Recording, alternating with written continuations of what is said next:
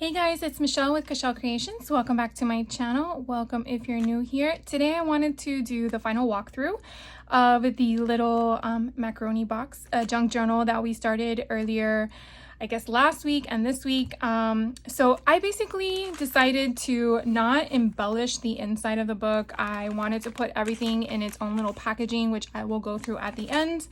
But I definitely wanted to share with you how I'm going to basically package this up as is. I think it just came out so freaking cute. So I want to share with you the charm that I made. I started with you guys on camera and then went off camera and added more things. I decided to kind of do the same kind of concept as I did throughout the book, kind of give you that pink bleeding into the green, and then you have this like cute little thing at the bottom. I did also go ahead and add charms for the pink one, which I guess we'll get to when I go to the center of the books for each signature. I did pink and black with a Glinda charm at the bottom, and then for Elphaba I did a witch on a broomstick with the green and black.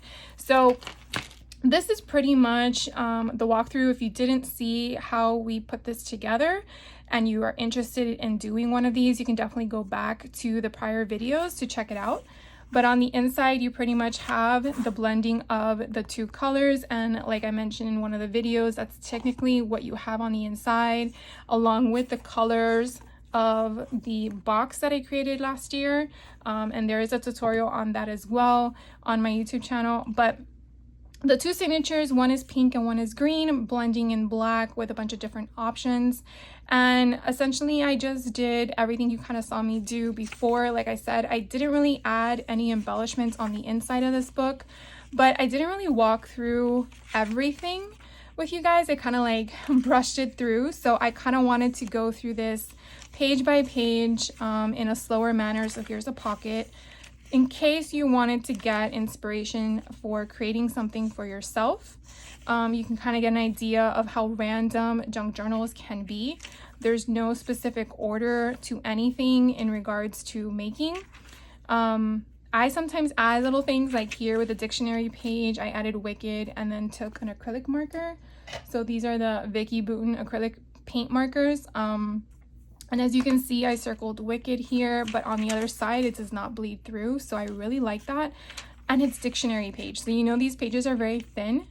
So I really love how that happens. And then as I mentioned in one of my prior videos, I chose Kansas as my atlas page here because, again, that's where the original storyline falls through. And I haven't seen the second movie yet, obviously, but I'm hoping that there will be some reference to that.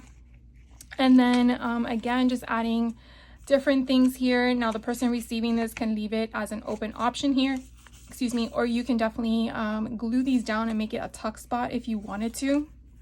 But I felt that going to a crafting retreat and giving this as a swap, that hopefully a person receiving this is a crafter of many paper crafts and therefore may know how to continue embellishing this book as a sew fit, given that I'm giving you I'm giving the person some additional items to do that. I'm a little torn and I would really love your opinion as to whether or not you like a book that has all of the pages blank in a way, where you're basically decorating it once you receive it, or if you are one that rather have all of the ins and outs in all the pages already attached, and then you just have a choice to move them around. Because I'm on the fence on how to continue making books that way. I don't know if you like a goodie pack and therefore all the goodies are in there that you can embellish and choose how you want to put it, or if you're one that likes it already done for you. So I would really love your input on that. So here's where I put the two charms for the center of the pink. And I did it as a way that it can actually go toward the end of the signature here. So you see it doesn't on top of it. The purpose behind that is because if this actually is in, you're creating a bulk there. and I didn't want that. So just something to think about if you are working with beads or charms that you want to have dangled. That might be an option that you think about, unless you're someone that wants the bulk and you're looking forward to that, then by all means, or maybe you didn't do your strings long enough. So just things to think about when you are creating your own books in the future. You know, some references to take note. So again, this is still the first signature is now on the other side of the first half. And so you definitely have a lot of pockets in this one. And again, more flaps. So I did kind of try to get both sides to be equal. The same thing here. You could definitely just glue that down and make it a tuck spot. But I wanted to give alternating options here. So I really like how this came together. I always find myself at the end of creating a book like this being like, oh, do I really want to give up? I don't want to give it up. I want to keep it for myself, but then I realized, I mean, I made it for the intent of swapping it with another person. So I'm really curious to see the person's reaction when they receive it. Hopefully I am able to do that at the retreat, and obviously I'm recording this before the retreat happens, so I will definitely give you some feedback when I return, which will probably be sometime in November. So this comes out all the way, so you can definitely see the full length of my video here, where you have 1, 2, 3, and then you're gonna go the other direction, 4, 5, 6. So you have 6 places to put photos, and these pages are pretty big when we folded them down. So almost 4 inches in width, and we know that the height is about 5 7/8. So you definitely have a lot of room on that one page to decorate. And then here is the end of the first signature, and then we begin the second signature, and you have that trifold yet again. The same exact concept as the one I just shared with you, because I alternated where it opened and where it closed from each signature. And kind of the same kind of concept in regards to the paper selection, but the cuts and the placements could and would be different. I try to give as much symmetry as I can. That's just because that's the way my brain works. This one I highlighted monkey because the flying monkeys for Alphaba, that's where I was going with that. And this is just basically Kansas referenced in I think the city, and I believe that's the population that's referenced there. And then just again, just different imagery and options, more pockets. So you have different options throughout. I really just love the way this, like, sometimes when you're working on projects like this, you don't really realize how they're gonna all come together until you're done. And sometimes in the beginning, you're like a little skeptical. You're like, I don't know if I should have done that. And then I love how I found the flying monkey from that book that I picked up from Five Below. And then these again are the charms I shared with you initially. Now I did get these charms from Temu before the tariffs happened. It was I think it was considered Wizard or Oz bundle. It was like a whole bunch of different charms. And so I kind of went through them, and the ones I didn't put in the book I have for the person to use throughout the book if they wanted to add more charms or embellishments in them.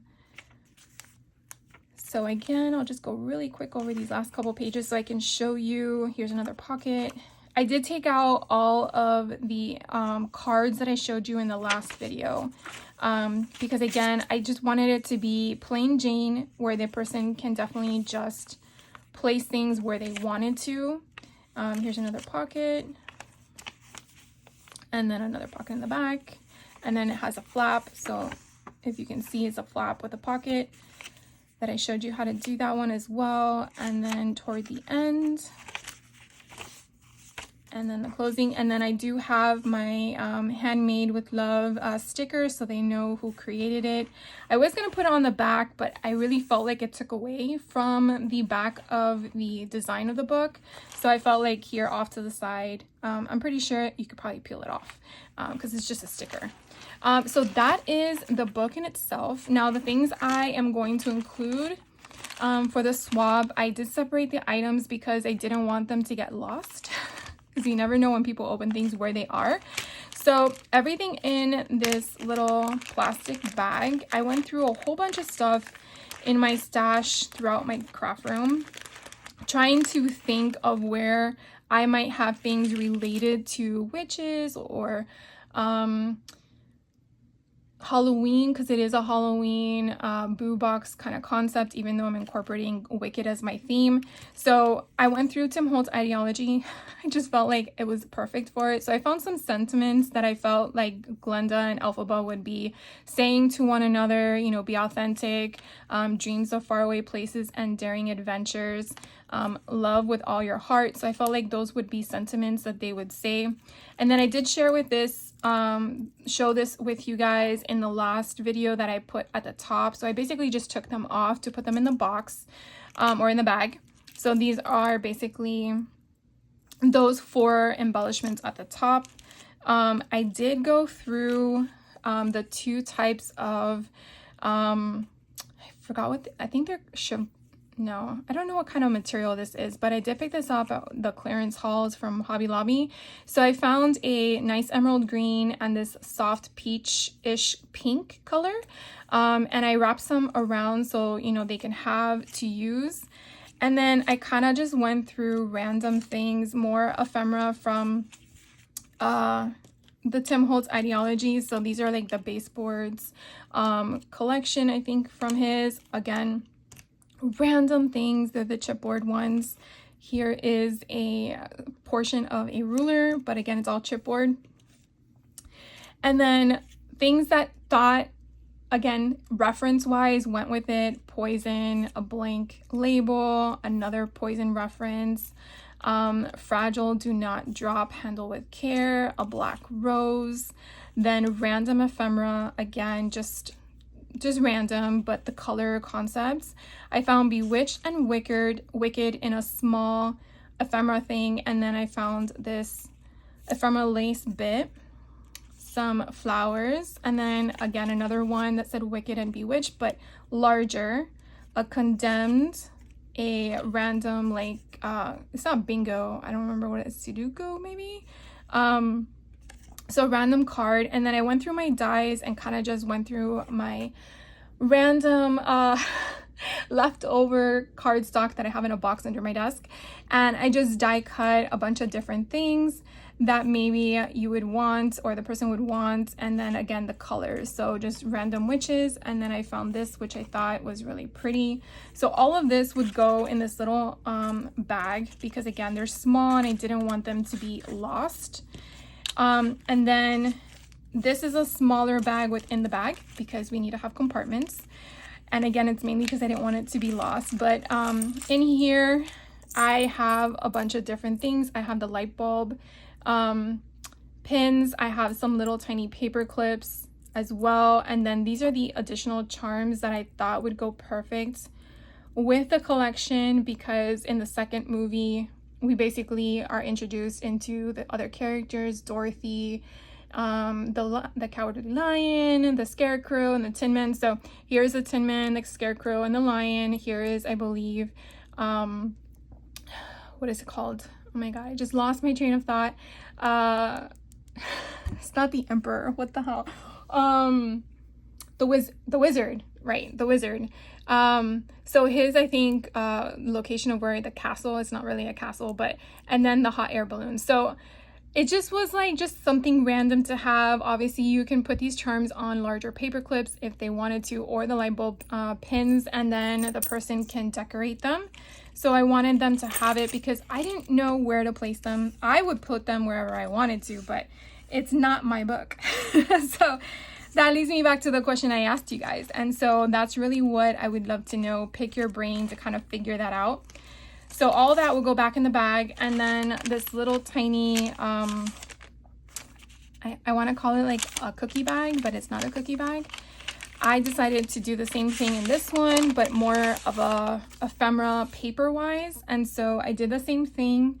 I created these like bookmark tags, I guess you want to refer to them as, with my extra paper I had left over. I used some stamps that I had on hand. This is a cute little scarecrow from All In Create. I used the leftover piece of the cauldron, and I made a bookmark and backed it with different paper, and I did the same thing with another paper. So you could definitely use a white pen for, you know, journaling or anything of the sort. So I thought these were fun. And then these are the ones I shared with you in the last video. This one was a random sheet that I had cut but didn't really go with anything, so I'm keeping that in there. This one as well. So these other three that I shared with you that I kind of like backed, these are also all in Create dies, so I will show you those as well. And then these again with the inserts that I used for the witches, I'm like, I'm not gonna let them go to waste. So I basically backed it on another cardstock. I made sure all the glue held all those pieces down, and I think it's a cute little placement. I mean, you could definitely do something with it if you just want to journal on the back. And I did the same thing with this one because the witch went in the different direction. So there are two different dies from Sizzix that has different witches in different sizes because they are different. And I'll kind of share that with you real quick if you didn't notice. So the pink one and the black one, if I kind of line them up, you will definitely see the difference in height and size. So they are two different SKUs for the Sizzix. And then this one I found, it actually was one whole piece, and I kind of like just cut them down. I found another green spot, and in the first movie it was pink and green, I think go together or something like that. There's a song, I'm sure. I did find in my All in Create pile of stamps the definitions for Halloween. So I found spooky and I put that one at the top, and then Halloween at the bottom. And again, you could definitely just back them with white cardstock if you wanted to journal on them, but I left it open so they can put photos. And then going through my stash, I just pulled random paper ephemera. So guest checks, I liked how this one just cut the way it did. To me, that was just perfect because it wasn't intentional. Like, I didn't do that on purpose. It just happened. And then I have these receipts with carbon copies. I went through some of the stuff that people had gifted me over the last couple of swaps. And so I found these, what do you call them? Color swatches, like paint color swatches. And again, it's like a coralish pink with a green. Goes perfectly. I went through all of my card stash and I found some Uno cards that are pink and green, and then these two that are like a pinkish purple green, and then to-do list. So again, just random paper to kind of get the person going with embellishing. So that is pretty much what I wanted to share with you guys today. I would really love your feedback as to, do you like it all put together with the ephemera in the book, or would you prefer receiving a goodie bag of such and then you choose where to place it? I am very curious your thoughts. I really am. Because there's no right or wrong way. I'm just curious to know how many of you out there prefer one versus the other. It's really my thought process in that. So if you have any questions on anything I shared with you, whether it's something I obtained, did, or any of the sort that I didn't cover, by all means, please let me know. I'm more than happy to explain as best as possible. And I thank you so much for hanging out with me today. I really enjoyed making this little cute junk journal book, and now I have a point of reference to make another one in the future if I need to. But again, if you're interested in the printables that I used for the cover and some of the printables that I used that are Wicked related, I will try to remember to put another link in this video as well. But I found them on Etsy from another designer. And then everything else I just basically pulled from my stash. So I do appreciate you guys so much. Definitely hit the like button if you like the content so other people out there are aware and know how to find me the best way to help my channel. And then if you aren't a subscriber yet, would love for you to be one. And that way you're also notified for future videos. So I will see you in the next one. I hope you guys are having a great spooky season, and take care. Bye-bye.